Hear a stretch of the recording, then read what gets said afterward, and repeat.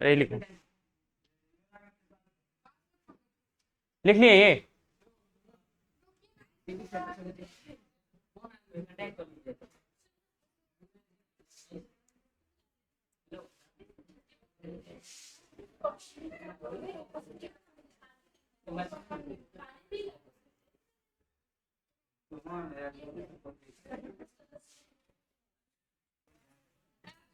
देखिए, जब कोशिका दो बराबर भागों में क्या होती है, विभाजित होती है, तो उसे असूत्री विभाजन कहते हैं। क्या कहते हैं? मान लीजिए ये एक कोशिका है और एक कोशिका विभाजित होकर कितने कोशिका बनाए? दो कोशिका बनाए। कितने कोशिका का निर्माण किया? तो ये क्या कहलाएगा? असूत्रण कहलाएगा। तो अगर इसके पास 46 गुणसूत्र है, कितना है? तो ये कितना कैरी करेगा? 23 23। और किसमें करेगा? जनन कोशिका में। किसमें करेगा? जनन कोशिका हो गया शुक्राणु और अंडाणु। तो कह रहा है कि असूत्रण की पश्चावस्था में, किस अवस्था में? पश्चावस्था में क्रोमोसोम के जोड़े मेटाफेज पट्टिका पर एक दूसरे से स्वतंत्र रूप से क्या होते हैं? पंक्तिबद्ध होते हैं। मान लीजिए ये वाला पार्ट है कोशिका का। अब जब गुणसूत्र यहां पे आ गया, यहां क्या हो गया? विसंयोजित। तो ये पट्टिका क्या कहलाएगा? मेटाफेज पट्टिका कहलाएगा। और यहाँ पे एक इससे सेंट्रोसोम से क्या जुड़ेगा? अटैच होगा तर्क तंतु के द्वारा। और फिर दो बराबर भागों में क्या हो जाएगा? हाँ, विभाजित। यहां से टूट करके क्या हो जाएगा? ये विभाजित होगा और दो नई कोशिका का निर्माण कर लेगा। और दोनों कोशिका में गुणसूत्र की संख्या क्या होगी? 23 होगा और समान होगा। तो कह रहा देखिए, 4 क्रोमोसोम, क्रोमोसोम को कहते हैं हिंदी में गुणसूत्र, जिसके द्वारा मानव में क्या होता है? लिंग का निर्धारण होता है। कैरेक्टर को क्या करता है? निर्धारित करता है। वाली कोशिका में अर्धसूत्रण। देखिए, तो देखिए कितना है? 4 क्रोमोसोम। तो जैसे ही अर्धसूत्रण होगा तो कितना कितना विभाजित होगा? 2 करके विभाजित होगा। और जनन कोशिका, जनन कोशिका में आता है शुक्राणु और अंडाणु। उत्पादन देख सकते हैं कि कैसे ये क्रोमोसोम बनते हैं और जनन कोशिका बनने के दौरान विसंयोजित होते हैं। अब देखिए यहाँ पे दो एक दूसरे से क्या हो रहे हैं? विभाजित हो रहे हैं। और निर्माण कितना कर रहा है? 4 का। जब 2 विभाजित होंगे कितने होंगे? जब 2 संयोजित होंगे तो कितना बनाएगा? 4। कितना बनाएगा? 4। अब देखिए यहाँ पे देखिए, ये हो गया आपका नारंगी। क्या कौन सा हो गया? नारंगी। और ये हो गया हरा। एक दूसरे के साथ क्या हो रहा है? विसंयोजित हो रहा है। देखिए बाएं स्तंभ में संभावना एक नारंगी। कितना है? एक नारंगी। देखिए तो एक क्या है? नारंगी है। और हरे एक साथ क्या हो रहे हैं? विसंयोजित हो रहे हैं। ये वाला पार्ट क्या हो गया? हरा। एक दूसरे के साथ क्या हुआ? क्रॉसिंग है, विसंयोजित हुआ। और संभावना 2 में नारंगी क्रोमोसोम लाल क्रोमोसोम के साथ। अब देखिए इसमें क्या आ जाएगा? नारंगी क्रोमोसोम जो होगा वो किसके साथ विसंयोजित होगा? लाल के साथ। किसके साथ होगा? लाल के साथ विसंयोजित होकर 4 संतति गुणसूत्र का क्या करेगा? निर्माण करेगा। ये भी लिखिए।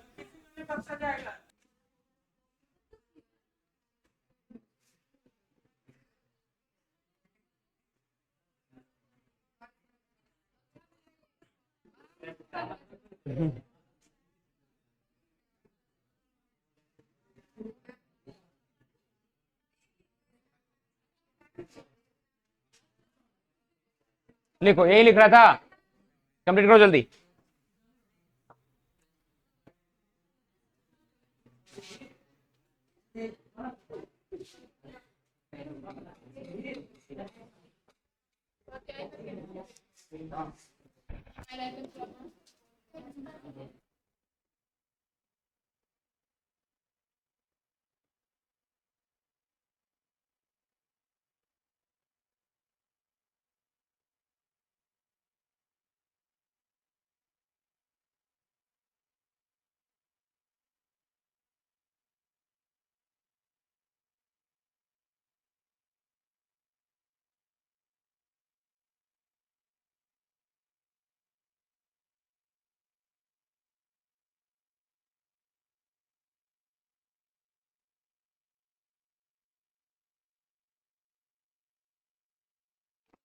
इतना लिखाया 10 मिनट लगाएगा। जल्दी लिखो ना।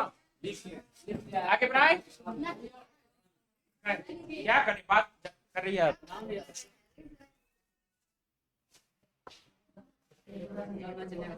मारते मारे तो कम फंसाई बना देंगे। हाँ, साइड पे कम।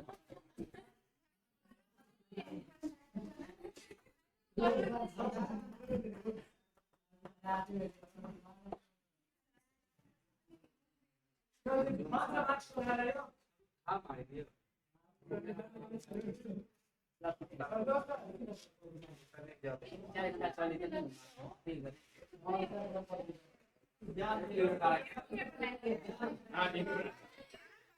देखो अगला पॉइंट है क्रोमोसोम का स्वतंत्र समविवरण।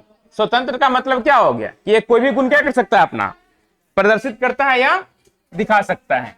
देखिए तो हेडिंग पहला क्या है, अर्धसूत्रण पश्चावस्था, और देखिए तो ये है 1 है, ये भी क्या है 1। तो जब भी अर्धसूत्रण करेगा तो एक गुणसूत्र हुआ, विभाजित होकर कितना बनाएगा 2, 2 से कितना कर देगा 4, संतति गुणसूत्र का क्या करेगा निर्माण करेगा। तो यही चीज क्या कहलाएगा, और चारों अपने अपने देखिए कह रहा है एक लंबा हुआ, क्या हुआ श्वेत तथा एक छोटा श्वेत क्रोमोसोम, और लंबा काला और छोटा काला क्रोमोसोम एक ही ध्रुव पर हो स्थित है। मतलब देखिए सभी गुणसूत्र जो क्या हो रहा है, या अपने अपने गुण को क्या कर रहा है प्रदर्शित कर रहा है। जैसे कि आपने ब्लड एबीओ ब्लड ग्रुप में देखा था, तो जितने भी गुणसूत्र होगा सभी अपने अपने क्या क्या करेगा गुण को प्रदर्शित करेगा। तो किसमें आ जाएगा स्वतंत्र स्वयं विहोन के अंतर्गत आ जाता है। ठीक है, तो ये फिगर घर पे बना लीजिएगा। अब देखिए मॉर्गन ने किसने किया था, टीएच मॉर्गन ने ड्रोसोफिला मेलानोगेस्टर पर क्या किया था, अनुवांशिकी के प्रयोग को गुणसूत्र के प्रयोग को क्या किया था दर्शाया था। देखिए यहां मॉर्गन ने फल मक्खियों पर, किसपे फल मक्खी का मतलब हो गया फ्रूट फ्लाई, क्या हो गया देखिए फ्रूट फ्लाई देखे हैं, फ्रूट फ्लाई देखा है। अब देखो अभी आम का सीजन था, आम के ऊपर नहीं वो ललका रंग का मक्खी आता रहता है, एकदम छोटा सा थोड़ा मीडियम साइज में रहता है, आवाज बहुत तेज करेगा फ्रूट फ्लाई। हाँ आम उम कभी खाइएगा ना, देखिए वो मक्खी बरका वाला उड़ के आ जाता है कभी, उसे क्या कहते हैं फ्रूट फ्लाई। और उसका जो नाम होता है बायोलॉजिकल नाम ड्रोसोफिला होता है, क्या होता है ड्रोसोफिला मेलानोगेस्टर, क्या है देखिए ये इसे फल मक्खी कहते हैं। क्या कहते हैं, इसका जो जीवन अवधि होता है, मधुमक्खी अलग होता है फल मक्खी अलग होता है, ये फ्रूट पे आते हैं। मोट मोट बनाएगी ना मम्मी आम का, तो देखिए उस पर एक बड़ा वाला मक्खी आता है, तो कौन सा रहता है ड्रोसोफिला मेलानोगेस्टर। बायोलॉजिकल नाम क्या हो गया ड्रोसोफिला, ये हो गया नर, क्या हो गया नर, आई क्या हो गया। ऐसे शादी ब्याह के बाद नर का हाल ऐसे हो जाता है, अब मादा का काल ऐसे भी क्या हो जाता है।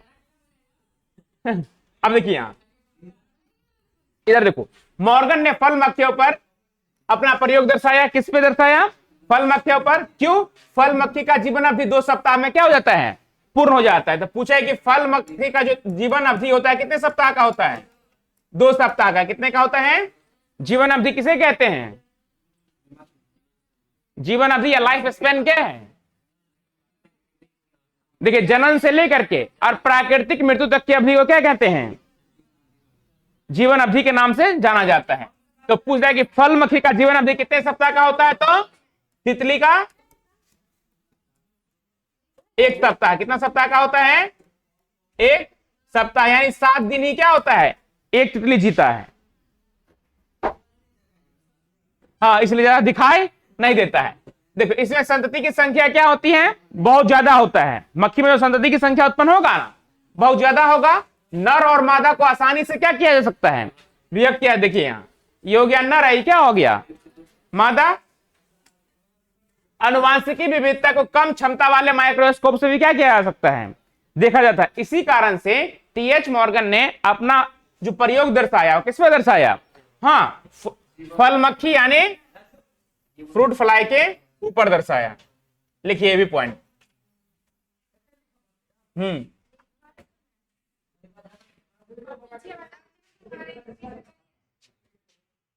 चित्र घर पे बना लीजिएगा, नहीं तो सिलेबस पीछे हो जाएगा।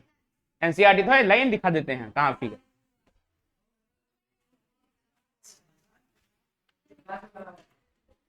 ये बना लिए थे, ये बनाना है ठीक है ना बुक, ये लिख लीजिए।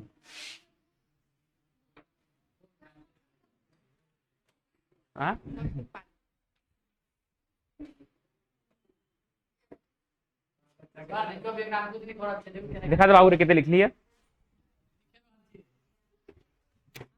भगा देनी तो जैसे जैसे बोला सब रिपीट कर दिए हैं।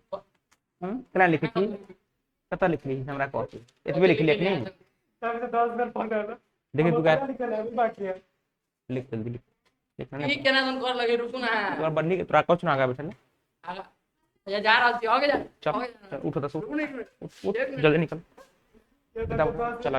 पढ़ने हो गया आगे ले जा रहा है इसको नहीं बर्दाश्त करेंगे नहीं मारेंगे तो बैठो वहां लिखो पूरा अभी सामने में बैठ के लिखो तुम पूरा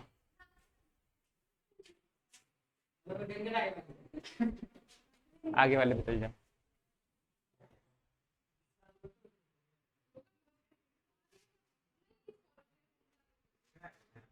बुक नहीं है एनसीईआरटी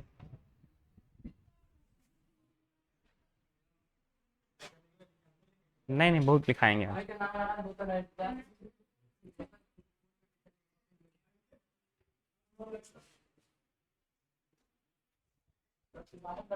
बोतल से बोतल को मारा जाए तो क्या फर्क है तू बटन लगा गर्मी लगे हट तो हड्डी सब गिराने लगता है मुझे टेंशन हो जाती है तुम इतना दुबला पतला कैसे है गर्मी लगे था अभी तो सुन रहे हो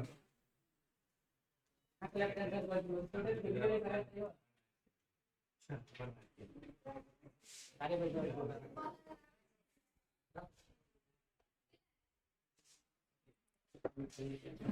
मेरा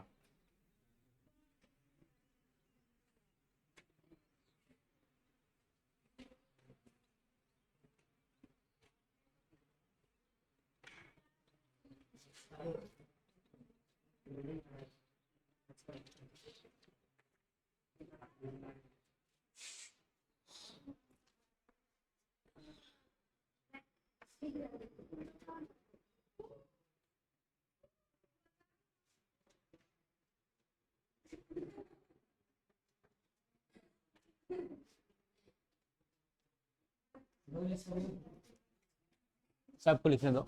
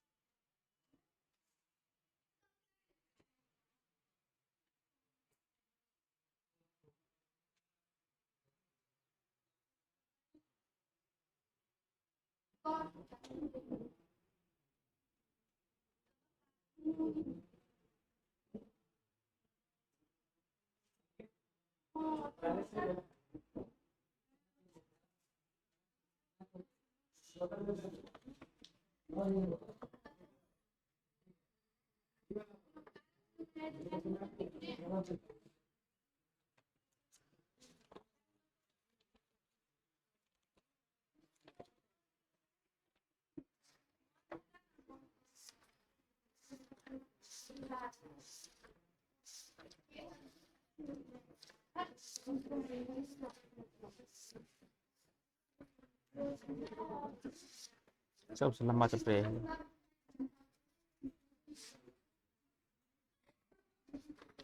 फिर इसके बाद आसान है एकदम जाने नहीं रह जाएगा जाने नहीं रह जाएगा पहले जी मानव स्वास्थ्य एवं रोग बढ़ेगा जैसे ही छठा लेसन खत्म हुआ ना तुम लोग इतना आसान लगेगा वाले जैसे कौन हो जाना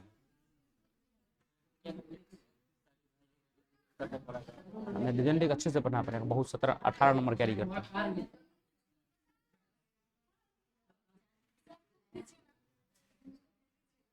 क्या घर में बनाइएगा अभी तक 12th में चली गया बुक नहीं खरीदी ऐसा कैसा बच्चा है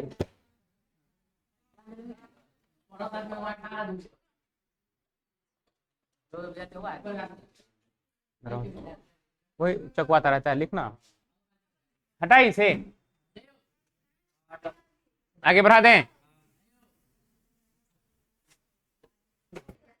देखिए अगला हेडिंग है संलग्नता और पुनर्योजन क्या है संलग्नता और देखो तो टीएच मॉर्गन ने ड्रोसोफिला पर किए हुए आनुवंशिक अनुसंधान कार्य के आधार पर यह निष्कर्ष निकाला कि युग युग्मन एवं प्रतिकर्षण एक ही घटना है, क्या है?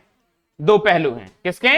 युग्मन और प्रतिकर्षण के। किसके द्वारा? टीएच मॉर्गन के द्वारा। किससे प्रयोग द्वारा दर्शाया? ड्रोसोफिला मेलानोगास्टर पे, जिसे हम क्या कहते हैं?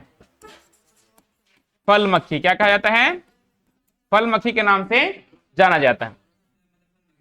हाँ, नाम है उसका, बायोलॉजिकल नाम है ड्रोसोफिला। जैसे मानव का होगा ना होमोसेपियंस, उसी प्रकार फल मक्खी का बायोलॉजिकल नाम क्या है? Drosophila melanogaster. देखिए, तो पहला हेडिंग हमारा बनता है संलग्नता। क्या होता है? देखिए, एक ही गुणसूत्र, क्या कह रहा है? एक ही गुणसूत्र में स्थित जीनों में वंशागत के समय साथ रहने की प्रवृत्ति को क्या कहते हैं? अब देखिए, एक कोशिका है और एक कोशिका के अंदर गुणसूत्र की संख्या क्या होती है? 46 होती है। पर जब जनन कोशिका होगा उसमें कितना हो जाएगा? 23। और शुक्राणु में 23 और अंडाणु में 23 कोशिका हो गया। अब देखिए, कह रहा है एक ही गुणसूत्र में स्थित। गुणसूत्र कितना है? हाँ, जीनों में वंशागत के समय, जब वंशागत होता है मतलब एक कैरेक्टर दूसरे, एक जनरेशन से दूसरे जनरेशन में क्या होता है? स्थानांतरित होता है। तो एक साथ रहने की जो प्रवृत्ति उसे हम क्या कहते हैं? संलग्नता के नाम से जाना जाता है। लिखिए ये दोनों पॉइंट फिर